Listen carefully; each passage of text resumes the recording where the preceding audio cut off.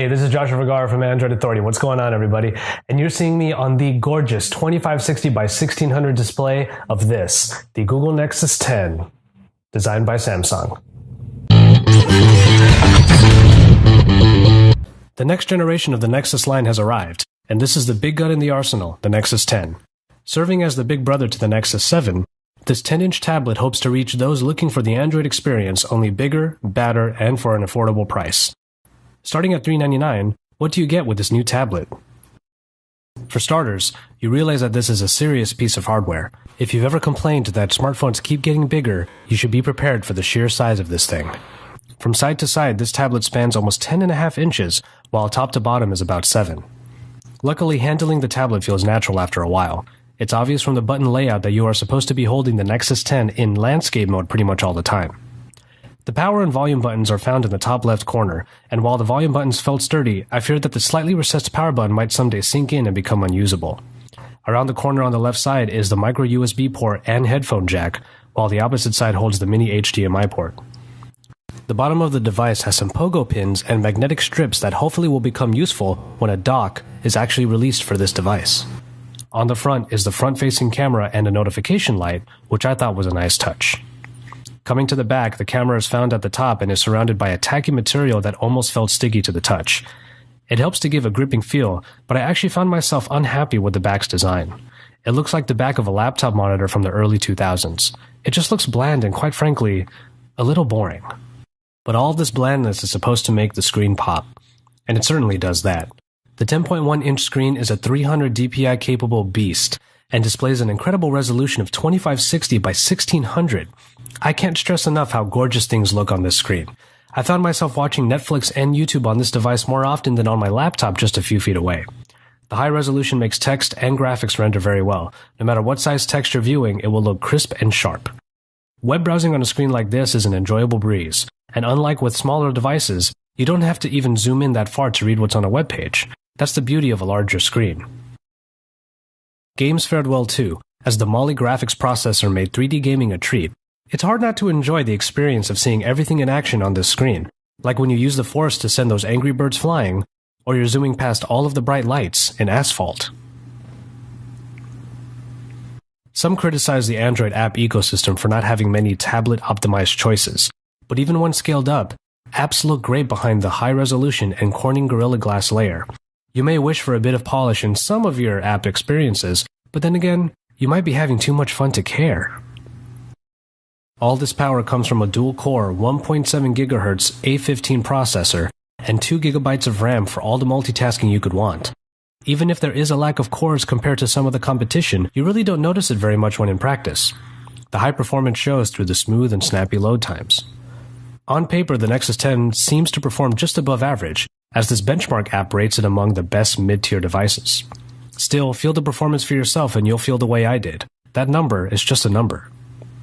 The Nexus 10 comes in 16 or 32 GB varieties, but has no expandable memory. It seems a bit of a shame that there are no SD card slots, as with a screen this good, I felt like viewing high-res pictures from a DSLR would have been nice, but this is just another example of how expandable memory is sacrificed to keep costs down. The hardware I'm delighted to report on are the speakers. Bucking the trend of having the one speaker on the back, Samsung has put the Nexus 10's 2 speakers on the sides, quite easily missed by the naked eye, and seemingly pointed right at the user. This makes for a sound experience unlike any other found on a tablet. Whereas the Nexus 7 has weak and thin sound, Samsung should be applauded for thinking outside the box with the sound experience on the Nexus 10.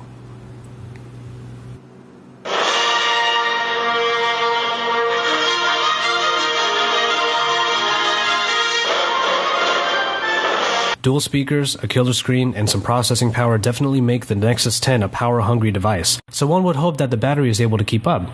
Sadly, this isn't truly the case, as after a test involving Netflix and Bluetooth streamed audio, the tablet clocked out at around the 5-hour mark.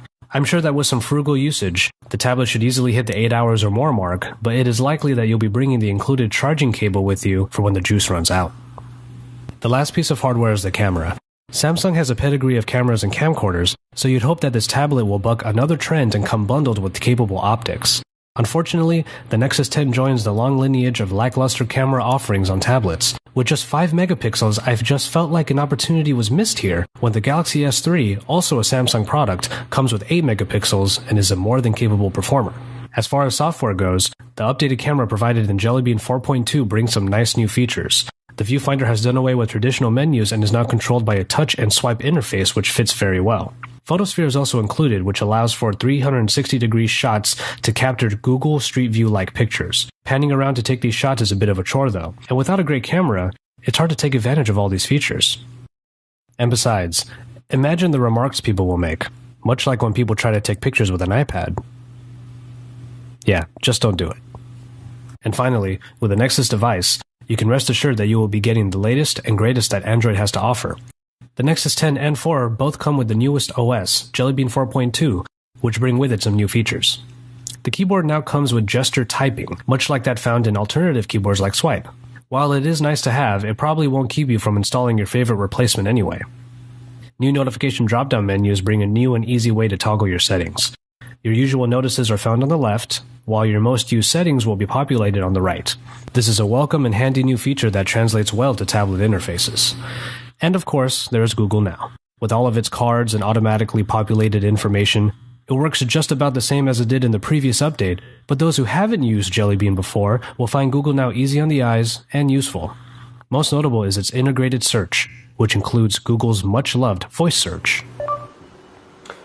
Directions to In and Out.